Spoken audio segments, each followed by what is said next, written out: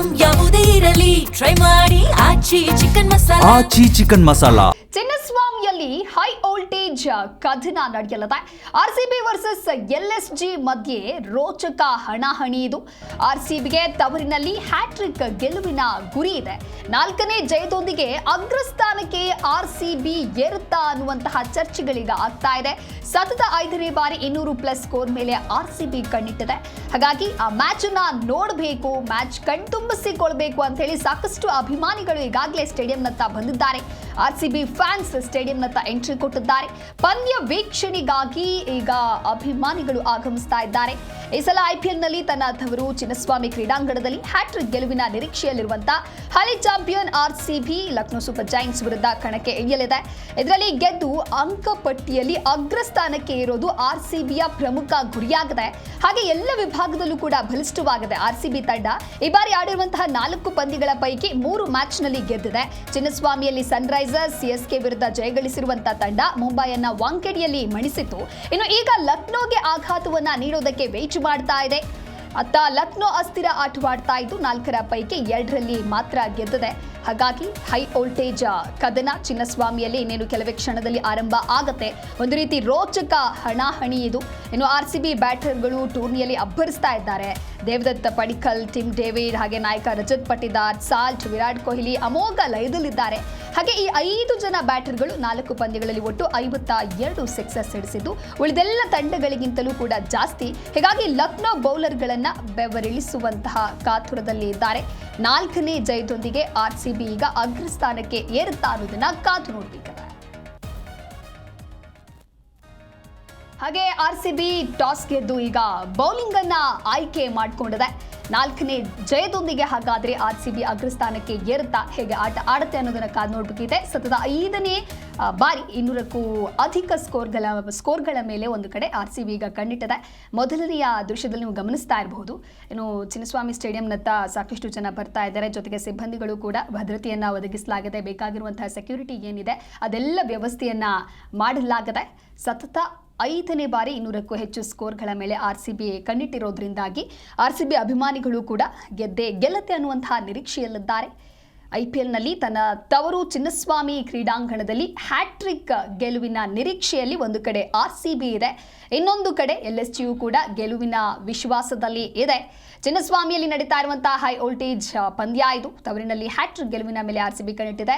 ಇನ್ನು ತವರಿನ ಅಂಗಳದಲ್ಲಿ ಆರ್ಸಿಬಿ ಮತ್ತೊಂದು ಗೆಲುವಿನ ನಿರೀಕ್ಷೆಯಲ್ಲಿ ಇದೆ. ಬೆಂಗಳೂರಿನಲ್ಲಿ ಹ್ಯಾಟ್ರಿಕ್ ಗೆಲುವಿಗೆ ಫ್ಯಾನ್ಸ್ ಪ್ರಾರ್ಥನೆಯನ್ನು ಮಾಡ್ತಾ ಇದ್ದಾರೆ. ಆರ್ಸಿಬಿ ತಂಡದ ಟಾಪ್ ಆರ್ಡರ್ ಬ್ಯಾಟರ್ಗಳ ಭರ್ಜರಿ ಫಾರ್ಮ್ ಇದು. ಚಿನ್ನಸ್ವಾಮಿಯಲ್ಲಿ ನಡೀತಾ ಇರುವಂತಹ ಹೈ ವೋಲ್ಟೇಜ್ ಕದನ.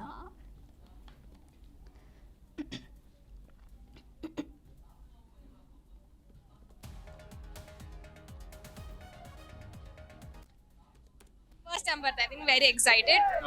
ನಮ್ ಸ್ಟೇಡಿಯಂ ಅಲ್ಲ, ಸೊ ವಿನ್ ಆಗೇ ಆಗ್ತಾರೆ ಅಂತ ಕಾನ್ಫಿಡೆನ್ಸ್ ಇದೆ. Virat Kohli fan. Rajat Patidar, Tim David, Virat Kohli ಎಲ್ಲರೂ ಕೂಡ ಭರ್ಜರಿ ಫಾರ್ಮ್ ಅಲ್ಲಿ ಇದ್ದಾರೆ. ಎಲ್ಲ ಜನ ಸ್ಟ್ರಾಂಗ್ ಆಗಿದೆ. ಅದ್ರ ಬಗ್ಗೆ ಏನ್ ಹೇಳ್ತೀವಿ? ನಮ್ ಟೀಮ್ ಅಲ್ವಾ, ಉಳಿಸ್ತಾರೆ ಅಂತ ಒಂದು ಸ್ಟ್ರಾಂಗ್ ಹೋಪ್. ಈಗ ಆ ಟೀಮ್ ಅವರು ಇದಾರಲ್ಲ, ಟ್ರೋಲ್ ಮಾಡ್ತಿದ್ದಾರೆ RCB ನ. ವಿರಾಟ್ ಕೊಹ್ಲಿ ನಿಧಾನಕ್ಕೆ ಆಡ್ತಾರೆ, ನಿನ್ನೆ ಬೇರೆ ಒಂದು ಮ್ಯಾಚ್ ಗೆದ್ಬಿಟ್ಟಿದ್ದಾರೆ. ಸೊ ಹಾಗಾಗಿ ತುಂಬಾ ಟ್ರೋಲ್ ಮಾಡ್ತಿದ್ದಾರೆ. ಅವ್ರಿಗೆ ಏನ್ ಹೇಳ್ತೀರಾ? ಜಾಸ್ತಿ ಮೇಲ್ ಹೋಗ್ಬಾರ್ದು, ಬೇಗ ವಿದೋಗ್ತಾರೆ ಅಂತ ಹೇಳಕ್ ಇಷ್ಟಪಡ್ತೀನಿ. ವಿರಾಟ್ ಕೊಹ್ಲಿ ಪಕ್ಕ ಎಷ್ಟು ಹೊಡಿಬೋದು ಇವತ್ತು ವಿರಾಟ್ ಕೊಹ್ಲಿ?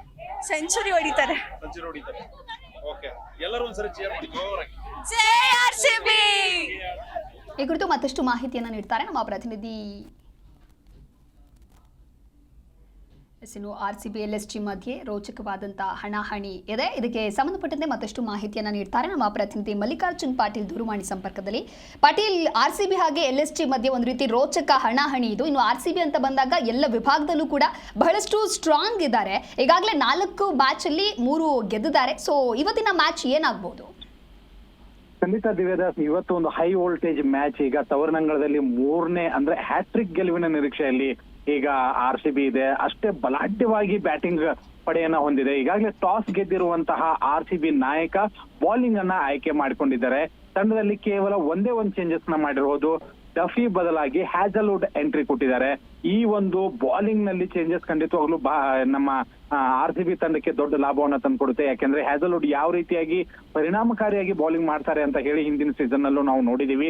ಡಫಿ ಕೂಡ ಅಂತದ್ದೇ ಒಳ್ಳೆ ಬೌಲಿಂಗ್ ನ ಮಾಡಿದ್ರು. ಬಟ್ ಇಂತಹ ಸಂದರ್ಭದಲ್ಲಿ ಯಾಕೆಂದ್ರೆ ನಮ್ಮ RCB ತಂಡ ತುಂಬಾ ಬಲಾಢ್ಯವಾಗಿದೆ, ವಿದೇಶಿ ಆಟಗಾರನ ಹೊಂದ್ಕೊಂಡು ಮೇಲಿನ ಸಾಲ್ಟ್ ಆಗಿರ್ಬೋದು, ಆಮೇಲೆ ಟೀಮ್ ಡೇವಿಡ್ ಆಗಿರ್ಬೋದು, ಶೆಫರ್ಡ್ ನ ತೆಗೆಸುವಂತ ಸಾಧ್ಯತೆ ಕಡಿಮೆ ಇರೋದ್ರಿಂದ ಈಗ ಡಫಿ ಅವ್ರನ್ನೇ ಕೂರಿಸಬೇಕಾಯ್ತು. ಹ್ಯಾಸಲ್ವುಡ್ ಅವರು ಈ ಒಂದು ಪಂದ್ಯಕ್ಕೆ ಎಂಟ್ರಿ ಕೊಟ್ಟಿದ್ದಾರೆ. ಈಗಾಗಲೇ ಟಾಸ್ ಕೂಡ ಆಗಿದೆ, ಮಳೆ ಬರುವಂತಹ ಯಾವುದೇ ಸಾಧ್ಯತೆ ಇಲ್ಲ. ಭಾರತದ ಬ್ಯಾಟಿಂಗ್ ಬಲಾಢ್ಯತೆಯನ್ನ ನೋಡೋದಾದ್ರೆ ಆರಂಭದಲ್ಲಿ ಕೂಡ ಸಾಲ್ಟ್ ಮತ್ತೆ ವಿರಾಟ್ ಕೊಹ್ಲಿ ಒಂದು ಒಳ್ಳೆ ಫಾರ್ಮ್ ನಲ್ಲಿದ್ದಾರೆ. ಪಡಿಕಲ್ ಮತ್ತೆ ಪಟೇದಾರ್ ಅದ್ಭುತವಾದಂತಹ ಮಧ್ಯಮ ಇನ್ನಿಂಗ್ಸ್ ಅನ್ನ ಕಟ್ತಾ ಇದ್ದಾರೆ. ಟೀಮ್ ಡೇವಿಡ್ ಆಗಿರ್ಬೋದು, ಆಮೇಲೆ Jitesh Sharma as a finisher ಆಗಿ ಅವ್ರ ಕೆಲಸವನ್ನ ಮಾಡ್ತಾ ಇದ್ದಾರೆ. ಒಂದ್ ಸ್ವಲ್ಪ ಜಿತೇಶ್ ಶರ್ಮಾ ಎಲ್ಲೋ ಎಡುತ್ತಾ ಇದ್ರು ಕೂಡ ಈ ಪಂದ್ಯದಲ್ಲಿ ಕಮ್ಬ್ಯಾಕ್ ಆಗಬಹುದು ಅನ್ನೋಂತ ನಿರೀಕ್ಷೆ ಇದೆ. ಮತ್ತೊಮ್ಮೆ ಶೆಫರ್ಡ್ ಅವರ ಆಟವನ್ನ ನೋಡೋದಕ್ಕೆ ಖಂಡಿತವಾಗ್ಲೂ RCB ಅಭಿಮಾನಿಗಳು ಕಾತುರದಿಂದ ಕಾಯ್ತಾ ಇದ್ದಾರೆ. ಇನ್ನು ಬಾಲಿಂಗ್ ವಿಭಾಗಕ್ಕೆ ಬಂದ್ರೆ ಖಂಡಿತವಾಗ್ಲೂ ಹ್ಯಾಸಲ್ವುಡ್ ಕಮ್ಬ್ಯಾಕ್ ಇದೆಯಲ್ಲ, ಅದು ತಂಡಕ್ಕೆ ಒಂದು ದೊಡ್ಡ ಪ್ಲಸ್ ಪಾಯಿಂಟ್ ಆಗೋದ್ರಲ್ಲಿ ಡೌಟೇ ಇಲ್ಲ. ಇನ್ನು ಅನುಭವಿ ಭುವನೇಶ್ವರ್ ಕುಮಾರ್ ಆಗಿರ್ಬೋದು, ಕೃಣಾಲ್ ಪಾಂಡ್ಯ ಆಗಿರ್ಬೋದು, ರಶೀಕ್ ದಾರ್ ಇವತ್ತು ಖಂಡಿತವಾಗ್ಲೂ ಅವರು ಕೂಡ ಲಾಸ್ಟ್ ಮ್ಯಾಚ್ ಅಲ್ಲಿ ಒಂದ್ ಸ್ವಲ್ಪ ಇಂಜುರಿ ಅಂತ ಕಂಡಿದ್ರು. ಬಟ್ ಇವತ್ತು ಪ್ಲೇಯಿಂಗ್ 11 ಅಲ್ಲೇ ಆಡಿಸ್ತಾ ಇರೋದ್ರಿಂದ ಅವರು ಕಂಪ್ಲೀಟ್ ಆಗಿ ಗುಣಮುಖರಾಗಿದ್ದಾರೆ ಅನ್ನುವಂತ ಒಂದು ಮಾತಿದೆ. ಇನ್ನು LSG ವಿಭಾಗಕ್ಕೆ ಬಂದ್ರೆ ಈಗಾಗಲೇ 4 ಮ್ಯಾಚ್ಗಳಲ್ಲಿ 2ರಲ್ಲಿ ಅವರು ಗೆಲುವನ್ನ ಸಾಧಿಸಿದ್ದಾರೆ. ಅಷ್ಟರ ಮಟ್ಟಿಗೆ ಹೇಳಿಕೊಳ್ಳುವಂತಹ ಒಳ್ಳೆ ಫಾರ್ಮ್ ನಲ್ಲಿ ಯಾರು ಆಟಗಾರ ಇಲ್ಲದೆ ಇರೋದ್ರಿಂದ, ಮೊದಲು ಬ್ಯಾಟಿಂಗ್ ಅವ್ರದೇ ಇರೋದ್ರಿಂದ 200 ಒಳಗಡೆ ಈಸಿಯಾಗಿ ಅವರನ್ನ ಕಟ್ಟಿ ಹಾಕುವಂತ ಒಂದು ನಿರೀಕ್ಷೆ ಇದೆ. ಆದ್ರೆ ಅವರ ಬಾಲಿಂಗ್ ಒಂದ್ ಸ್ವಲ್ಪ ಸ್ಟ್ರಾಂಗ್ ಆಗಿರೋದ್ರಿಂದ ನಾವು 2ನೇ ಇನ್ನಿಂಗ್ಸ್ ನಲ್ಲಿ ಅವ್ರಿಗೆ 200 ರನ್ ಮೇಲೆ ನಾವು ಅವ್ರಿಗೆ ಏನಾದ್ರು ರನ್ ಬಿಟ್ಕೊಟ್ರೆ ಒಂದ್ ಸ್ವಲ್ಪ ನಮಗ್ ಕಷ್ಟ ಆಗ್ಬೋದು ಅನ್ನೋಂತ ಒಂದು ನಿರೀಕ್ಷೆನೂ ಇದೆ. ಇನ್ನು ಪಿಚ್ ವಿಭಾಗಕ್ಕೆ ಬಂದ್ರೆ ಖಂಡಿತವಾಗ್ಲು ಬ್ಯಾಟಿಂಗ್ ಹೇಳಿ ಮಾಡಿಸಂತ ಪಿಚ್ ಅದ್ರಲ್ಲಂತೂ ಡೌಟೇ ಇಲ್ಲ. ಈಗ ಇರುವಂತಹ ಒಂದು ಕಂಡೀಷನ್ ನ ನೋಡಿದ್ರೆ ಒಂದು ಬಿಗ್ ಸ್ಕೋರ್ ಖಂಡಿತವಾಗ್ಲು ಬಂದೇ ಬರುತ್ತೆ. ಆ ಒಂದು ಬಿಗ್ ಸ್ಕೋರ್ ನ ಯಾವ ರೀತಿಯಾಗಿ RCB ಬೇಗನೆ ಏನು ಮ್ಯಾಚ್ ನ ಮುಗಿಸಿ ರನ್ ರೇಟ್ ನ ಒಂದ್ ಸ್ವಲ್ಪ ಇಂಪ್ರೂವ್ ಮಾಡ್ಕೊಳ್ಳೋದಕ್ಕೂ ಕೂಡ ನಮ್ಮ RCB ಒಂದು ಪ್ಲಾನ್ ನ ಹಾಕೊಂಡಿದೆ ಇಲ್ಲಿ ದಿವ್ಯದಾಸ್. ಓಕೆ, ಇನ್ನು ಲಕ್ನೋ ಈ ಬಾರಿ ಹಿನ್ನಡೆ ಸಾಧಿಸಿದೆ ಅಂತ ಹೇಳಿದ್ರೆ, ಹಿನ್ನಡೆ ಅನುಭವಿಸ್ತಾ ಇದೆ ಅಂತ ಹೇಳಿದ್ರೆ ಬ್ಯಾಟರ್ಗಳೇ ಕಾರಣ ಅಂತ ಹೇಳಲಾಗ್ತಾ ಇತ್ತು. ಸೊ ಇವತ್ತು ನಡೆಯುವಂತ ಪಂದ್ಯದಲ್ಲಿ ಹಾಗಾದ್ರೆ ಏನಾದ್ರೂ ಗೆಲುವಿನ ನಿರೀಕ್ಷೆ ಇಟ್ಕೊಂಡಿದ್ದಾರೆ? ಹೇಗೆ ಆಡ್ಬೋದು? ಖಂಡಿತ ಈಗ ಅವ್ರು 2 ಮ್ಯಾಚ್ ನ ಗೆಲ್ಲೋದಕ್ಕೆ ಕಾರಣನೇ ಅವ್ರ ಕ್ಯಾಪ್ಟನ್ ರಿಷಬ್ ಪಂತ್ ಒಂದು ಮ್ಯಾಚ್ ಅಲ್ಲಿ ಆಡಿದ್ರು, ಇನ್ನೊಂದ್ರಲ್ಲಿ ಮುಕುಲ್ ಚೌಧರಿ. ಈ ಇಬ್ರು ಕೂಡ ಮ್ಯಾಚ್ ವಿನ್ನರ್ ಗಳಾಗಿದ್ರು. ಅವರ ಒಂದು ಅದ್ಭುತವಾದ ಬ್ಯಾಟಿಂಗ್ ನಿಂದಾನೆ ಆ ಒಂದು ತಂಡ 2 ಮ್ಯಾಚ್ ಅಲ್ಲಿ ಗೆಲುವನ್ನ ಸಾಧಿಸಿತ್ತು. ಬಟ್ ಅಡಮ್ ಮರ್ಕ್ರಮ್ ಆಗಿರ್ಬೋದು, ಮಿಚೆಲ್ ಮಾರ್ಷ್ ಒಂದು ಒಳ್ಳೆ ಸ್ಟಾರ್ಟ್ ನ ಕೊಡೋದಕ್ಕೆ ಪದೇ ವೈಫಲ್ಯವನ್ನ ಹೊಂತಾನೆ ಇದ್ದಾರೆ. 4 ಪಂದ್ಯಗಳಲ್ಲಿ ಹೋಲಿಸಿಕೊಂಡ್ರು ಕೂಡ ಒಂದು ಸರಿನೂ ಒಳ್ಳೆ ಒಂದು ಪ್ರಾರಂಭ ಸಿಕ್ಕಿಲ್ಲ. ರಿಷಬ್ ಪಂತ್ ಮಧ್ಯಮ ಕ್ರಮಾಂಕದಲ್ಲಿ ಕೇವಲ 1 ಬಾರಿ ಮಾತ್ರ ಸಕ್ಸಸ್ ಅನ್ನ ಕಂಡಿದ್ದಾರೆ. ಅದಾದ ನಂತರ ನಿಕೋಲಸ್ ಪುರನ್ ಆಗಿರ್ಬೋದು, ಆಯುಷ್ ಬಡೋನಿಯಿಂದ ಹೇಳ್ಕೊಳ್ಳುವಂತ ರನ್ ಬರ್ತಾ ಇಲ್ಲ. ಪೂರನ್ ಮೇಲೆನೆ ಹೆಚ್ಚಿನ ಅವಲಂಬಿತವಾಗಿದ್ರು ಕೂಡ ಆ ಒಂದು ಆಟಗಾರರಿಂದ ಹೆಚ್ಚಿನ ರನ್ ಬರ್ತಾ ಇಲ್ಲ. ಮಿಡಲ್ ಆರ್ಡರ್ ನಲ್ಲಿ ಕುಸಿತ ಆಗ್ತಾ ಇರೋದ್ರಿಂದಾನೇ ಆ ಒಂದು ತಂಡ ಸೋಲೋದಕ್ಕೆ ಕಾರಣ ಆಗ್ತಾ ಇದೆ. ಬಟ್ ಅಬ್ದುಲ್ ಸಮದ್ ಮತ್ತೆ ಮುಕುಲ್ ಚೌಧರಿ ಹೋಲಿಸ್ಕೊಂಡ್ರೆ, ಮುಕುಲ್ ಚೌಧರಿ ಒಂದ್ ಮ್ಯಾಚ್ ಅಲ್ಲಿ ಒಳ್ಳೆ ಪರ್ಫಾರ್ಮೆನ್ಸ್ ಮಾಡಿದ್ದಾರೆ. ಅಬ್ದುಲ್ ಸಮದ್ ಎಷ್ಟೋ ವರ್ಷಗಳಾಯ್ತೇನೋ ಈ ಒಂದು ಬ್ಯಾಟಿಂಗ್ ನಲ್ಲಿ ಅವ್ರು ಕಮಾಲ್ ಮಾಡಿ ಅಂತ ಅನಿಸ್ತಾ ಇದೆ. 2 ಬ್ಯಾಟಿಂಗ್ ನ ನೋಡಿ, ಇಲ್ಲಿ Philip Salt, Devdutt Padikkal, Rajat Patidar, Jitesh Sharma, Tim David, Romario, Shepherd, Krunal Pandya ಇಲ್ಲಿವರೆಗೂ ಕೂಡ ಬ್ಯಾಟಿಂಗ್ ಲೈನ್ಅಪ್ ನಲ್ಲಿ ಒಬ್ಬರಿಗಿಂತ ಒಬ್ರು ಬಲಾಢ್ಯವಾಗಿ ಕಾಣಿಸ್ತಾ ಇದ್ರೆ. Aiden Markram, Mitchell Marsh, Rishabh Pant, Nicholas Pooran ಇಲ್ಲಿ ಯಾರು ಕೂಡ ಫಾರ್ಮ್ ನಲ್ಲಿ ಇಲ್ಲದೆ ಇರೋ ಆಟಗಾರರಿದ್ದಾರೆ. ಕೇವಲ ಒಬ್ಬೊಬ್ರು ಮಾತ್ರ ಒಂದೊಂದು ಮ್ಯಾಚ್ ನಲ್ಲಿ ಹೀರೋಗಳಾಗಿರೋದ್ರಿಂದ ಎಲ್ಲೋ LSG ಬ್ಯಾಟಿಂಗ್ ನಲ್ಲಿ ವೈಫಲ್ಯವನ್ನ ಕಾಣಿಸ್ತಾನೆ ಇದೆ. ಇದೇ ಕಾರಣಕ್ಕಾಗಿ 2 ಮ್ಯಾಚ್ ಗಳನ್ನ ಮಾತ್ರ ಗೆಲ್ಲೋದಕ್ಕೆ ಸಾಧ್ಯ ಇದೆ. ಕಳೆದ ಪಂದ್ಯಗಳಲ್ಲಿ ಕೂಡ ಸೋತಿರುವಂತಹ ಕಾರಣಕ್ಕಾಗಿ ಇದು RCB ಗೆ ಒಂದು ದೊಡ್ಡ ಪ್ಲಸ್ ಪಾಯಿಂಟ್ ಆಗುತ್ತೆ. ಮತ್ತೆ ತವರ್ನಂಗಳದಲ್ಲೇ ನಡೀತಾ ಇರೋದ್ರಿಂದ RCB ಒಂದು ದೊಡ್ಡ ಅಂತರದ ಗೆಲುವನ್ನ ಖಂಡಿತವಾಗ್ಲೂ ನಿರೀಕ್ಷೆ ಮಾಡುತ್ತೆ. ಈ ಒಂದು ಸೀಸನ್ ನಲ್ಲಿ LSG ಆ ಒಂದು ಓನರ್ ಕಾಟನು ಜಾಸ್ತಿ ಇರೋದ್ರಿಂದ ಆ ಒಂದು ಪ್ರಭಾವನು ಆ ತಂಡದ ನಾಯಕನ ಮೇಲೆ ಬಿದ್ದಿರೋದ್ರಿಂದ ಇಲ್ಲಿ ಆ ತಂಡ ಏನು ಒಂದು ಡ್ರೆಸ್ಸಿಂಗ್ ರೂಮ್ ಕೊರತೆಯಿಂದ ಅಲ್ಲಿನ ಒಂದು ವಾತಾವರಣ ಕುಗ್ಗಿರೋದ್ರಿಂದ ಇವತ್ತು LSG ನ ಒಂದು ಬೇಗನೆ ಕಟ್ಟಿ ಹಾಕಿ, ಅಂದ್ರೆ 180 ಅಥವಾ 200 ಒಳಗಡೆನೆ ಕಟ್ಟಿ ಹಾಕಿ ನಮ್ಮ RCB ತಂಡ 15 ಓವರ್ಗಳಲ್ಲೇ ಈ ಒಂದು ಮ್ಯಾಚ್ ನ ಮುಗಿಸುವಂತಹ ಒಂದು ಇರಾದೆಯನ್ನು ಇಟ್ಕೊಂಡಿದೆ ಇಲ್ಲಿ ದಿವ್ಯದಾಸ್. ಓಕೆ, ಥ್ಯಾಂಕ್ ಯು ಪಾಟೀಲ್ ನಿಮ್ಮೆಲ್ಲ ಮಾಹಿತಿಗಾಗಿ. ಹಾಗೆ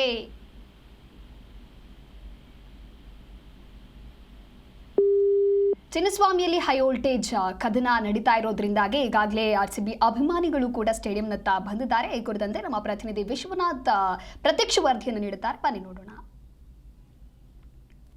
ಕ್ರೀಡಾಂಗಣದಲ್ಲಿ Lucknow super giant versus RCB ನಡುವೆ ಒಂದು ರಣರೋಚಕ ಪಂದ್ಯ ಆರಂಭ ಆಗುತ್ತೆ.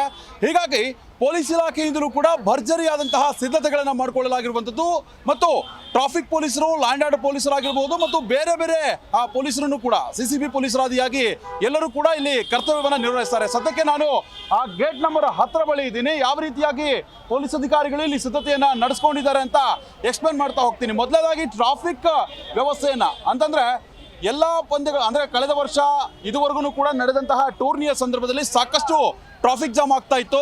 ಇದನ್ನ ತಹಬದಿಗೆ ತರುವಂತಹ ನಿಟ್ಟಿನಲ್ಲಿ ಸಾಲು ಮೀಟಿಂಗ್ಗಳು ಮತ್ತು ಬೇರೆ ಬೇರೆ ಕಡೆಗಳಲ್ಲೂ ಕೂಡ ಪಾರ್ಕಿಂಗ್ ವ್ಯವಸ್ಥೆಯನ್ನ ಸಂಚಾರಿ ಪೊಲೀಸರು ಮಾಡಿದ್ದಾರೆ. ಹೀಗಾಗಿ ವಾಹನ ನಿಲುಗಡೆಗೆ ಎಲ್ಲೂ ಕೂಡ ಎಲ್ಲಿ ಬೇಕಲ್ಲಿ ನಿಲ್ಲಿಸೋದಕ್ಕೂ ಕೂಡ ಅವಕಾಶ ಇರೋದಿಲ್ಲ. ಈಗ ಸದ್ಯಕ್ಕೆ ಸೈಂಟ್ ಜೋಸೆಫ್ ಇಂಡಿಯನ್ ಹೈಸ್ಕೂಲ್ ಮೈದಾನ, ಅದೇ ರೀತಿಯಾಗಿ ಸೈಂಟ್ ಜೋಸೆಫ್ ಯುರೋಪಿಯನ್ ಶಾಲೆ ಮೈದಾನ, ಫ್ರೀಡಂ ಪಾರ್ಕ್, ಗರುಡ ಮಾಲು ಮತ್ತು ಶಿವಾಜಿನಗರ ಬಸ್ ನಿಲ್ದಾಣ, UB ಸಿಟಿ ಮತ್ತು ಕಂಠೀರವ ಕ್ರೀಡಾಂಗಣದಲ್ಲೂ ಕೂಡ ಒಂದು ವ್ಯವಸ್ಥೆಯನ್ನು ಕೂಡ ಮಾಡಲಾಗಿರುವಂಥದ್ದು ಮತ್ತು ಸ್ಟೇಡಿಯಂ ಮುಂಭಾಗದಲ್ಲೂ ಕೂಡ ಯಾವುದೇ ರೀತಿಯಲ್ಲೂ ಕೂಡ ಜಾಮ್ ಆಗದಂತೆ ನೋಡಿಕೊಳ್ಳೋದಕ್ಕೆ ಅನೇಕ ಸಂಚಾರಿ ಪೊಲೀಸರನ್ನು ಕೂಡ ಇಲ್ಲಿ ನಿಯೋಜನೆ ಮಾಡಲಾಗಿರುವಂಥದ್ದು. ಇನ್ನು ವಾಹನ ನಿಲುಗಡೆಗೆ ನಿಷೇಧಿತ ಪ್ರದೇಶಗಳನ್ನು ನಾವು ನೋಡೋದಾದ್ರೆ ಕ್ವೀನ್ಸ್ ರಸ್ತೆ, ಬಾಲೆಕುಂದ್ರಿ ಸರ್ಕಲ್ರಿಂದ ಕ್ವೀನ್ಸ್ ಸರ್ಕಲ್ ಹಾಗೂ CTO ಜಂಕ್ಷನ್ವರೆಗೂ ಕೂಡ ಯಾವುದೇ ಪಾರ್ಕಿಂಗ್ ಅವಕಾಶ ಇರುವುದಿಲ್ಲ. MG ರಸ್ತೆ, ಅನಿಲ್ ಕುಂಬ್ಳೆ ಸರ್ಕಲ್ನಿಂದ ಕ್ವೀನ್ಸ್ ಸರ್ಕಲ್ವರೆಗೂ ಕೂಡ ಅವಕಾಶ ಇರುವುದಿಲ್ಲ ಮತ್ತು ಲಿಂಕ್ ರಸ್ತೆ, MG ರಸ್ತೆಯಿಂದ ಕಬ್ಬನ್ ಪಾರ್ಕ್ ರಸ್ತೆವರೆಗೂ ಕೂಡ ಅವಕಾಶ ಇರೋದಿಲ್ಲ ಮತ್ತು ಸೆಂಟ್ರಲ್ ಸ್ಟ್ರೀಟ್ ರಸ್ತೆ ಹಾಗೂ ಬದಿಯಲ್ಲಿ ಯಾವುದೇ ರೀತಿಯಲ್ಲೂ ಕೂಡ ವಾಹನಗಳನ್ನು ನಿಲ್ಲಿಸೋದಕ್ಕೆ ಅವಕಾಶ ಕೂಡ ಇರೋದಿಲ್ಲ. ಹಾಗೇನೆ ಕಾಮರಾಜ್ ರಸ್ತೆ ಜಂಕ್ಷನ್ನಿಂದ ಡಿಕನ್ಸನ್ ರಸ್ತೆ ಏನಿದೆ ಅಲ್ಲಿವರೆಗೂ ಕೂಡ ಯಾವುದೇ ರೀತಿಯಲ್ಲೂ ಕೂಡ ಸಂಚಾರಕ ಅಂದರೆ ವಾಹನಗಳನ್ನು ಪಾರ್ಕ್ ಮಾಡೋದಕ್ಕೆ ಅವಕಾಶ ಇರೋದಿಲ್ಲ. ಯಾರಾದರೂ ಕಾನೂನು ಮೀರಿ ಅಲ್ಲೇನಾದ್ರೂ ಕೂಡ ಪಾರ್ಕಿಂಗನ್ನು ಮಾಡಿದಂತಹ ಸಂದರ್ಭದಲ್ಲಿ ತಕ್ಷಣಕ್ಕೆ ಅವುಗಳನ್ನು ಟೋ ಮಾಡುವಂತಹ ಕೆಲಸಕ್ಕೂ ಕೂಡ ಪೊಲೀಸ್ ಅಧಿಕಾರಿಗಳು ಮುಂದಾಗ್ತಾರೆ. ಇನ್ನು ಇದನ್ನು ಹೊರತುಪಡಿಸಿ ಅಂದರೆ 2,000ಕ್ಕೂ ಅಧಿಕ ಪೊಲೀಸರು, ಲ್ಯಾಂಡ್ ಆರ್ಡರ್ ಪೊಲೀಸರಾಗಿರ್ಬೋದು ಮತ್ತು KSRP ತುಕಡಿ ಆಗಿರ್ಬೋದು, CCB ಪೊಲೀಸರಾಗಿರ್ಬೋದು, ಇವರೆಲ್ಲರೂ ಕೂಡ ಈ ಒಂದು ಭದ್ರತೆಯನ್ನು ವಹಿಸ್ಕೊಂಡಿರುವಂಥದ್ದು. ಒಟ್ಟಾರೆಯಾಗಿ ಅಹಿತಕರ ಘಟನೆಗಳು ನಡೀಬಾರ್ದು ಮತ್ತು ಕಾಲ್ ತುಳಿತ ಪ್ರಕರಣ ನಡೆದಾದ ಮೇಲೆ ಪೊಲೀಸರಾಗಿ ಆದಿಯಾಗಿ, ಸರ್ಕಾರ ಆದಿಯಾಗಿ ಮತ್ತು KSCA ಮತ್ತು RCB ಸಾಲು ಮೀಟಿಂಗ್ಗಳನ್ನು ಮಾಡಿಕೊಂಡು ಕೆಲವೊಂದು ರೂಲ್ಸ್ಗಳನ್ನು ಕೂಡ ಇಲ್ಲಿ ತಂದಿರುವಂಥದ್ದು. ಇನ್ನು ಈ ಸ್ಟೇಡಿಯಂ ಮುಂಭಾಗದಲ್ಲಿ ಟಿಕೆಟ್ ಇರೋರಿಗೆ ಮಾತ್ರ ಬರೋದಕ್ಕೆ ಅವಕಾಶ ಇದೆ. ಯಾರಾದರೂ ಟಿಕೆಟ್ ಇಲ್ಲದವರು ಬಂದರು ಅಂದರೆ ಅವರನ್ನು ಹಾಗೇನೆ ವಾಪಸ್ ಕಳಿಸುವಂತಹ ಕೆಲಸವನ್ನು ಕೂಡ ಪೊಲೀಸ್ ಅಧಿಕಾರಿಗಳು ಮಾಡ್ತಾರೆ. ಈಗಾಗಲೇ ನಗರ ಪೊಲೀಸ್ ಆಯುಕ್ತ ಸೀಮಂತ್ ಕುಮಾರ್ ಸಿಂಗ್ ಅವರು ಕೂಡ ಖಡಕ್ ವಾರ್ನಿಂಗ್ ಅನ್ನು ಕೂಡ ಕೊಟ್ಟಿದ್ರು. ಯಾವುದೇ ರೀತಿಯಲ್ಲೂ ಕೂಡ ಬೇಕಾಬಿಟ್ಟಿಯಾಗಿ ಇಲ್ಲಿ ಓಡಾಡುವಂಥದ್ದಾಗಿರ್ಬೋದು ಮತ್ತು ಬ್ಲಾಕ್ನಲ್ಲಿ ಯಾರು ಟಿಕೆಟ್ ಮಾಡ್ತಾರಲ್ಲ ಅವರ ವಿರುದ್ಧವಾಗಿ ಕಠಿಣ ಕ್ರಮವನ್ನು ತೆಗೆದುಕೊಳ್ತೇವೆ ಅಂತ ಕೂಡ ವಾರ್ನಿಂಗ್ ಅನ್ನು ಕೊಟ್ಟಿರುವಂಥದ್ದು. ಒಟ್ಟಾರೆಯಾಗಿ ಈ ಒಂದು ಟೂರ್ನಮೆಂಟ್ ಏನಿದೆ ಇದು ಕಂಪ್ಲೀಟ್ ಆಗಿ ಯಶಸ್ವಿ ಆಗೋದಕ್ಕೆ ಪೊಲೀಸ್ ಇಲಾಖೆಯು ಕೂಡ ಮೂಲ ಕಾರಣ ಆಗುತ್ತೆ. ಮುಂದಿನ 2 ಪಂದ್ಯಗಳಿಗೂ ಕೂಡ ಇದೇ ರೀತಿಯಾದಂತಹ ಸೂಕ್ತ ಭದ್ರತೆಯನ್ನು ವಹಿಸಿಕೊಳ್ಬೇಕು ಅನ್ನೋ ಒಂದು ಆಂಗಲ್ನಲ್ಲಿ ಪೊಲೀಸ್ ಇಲಾಖೆ ಈಗಾಗಲೇ ಸಿದ್ಧತೆಯನ್ನು ನಡೆಸ್ಕೊಂಡಿರುವಂಥದ್ದು. ವಿಶ್ವನಾಥನ್ ಹರಿಹರ, ಜೀ ಕನ್ನಡ ನ್ಯೂಸ್, ಬೆಂಗಳೂರು.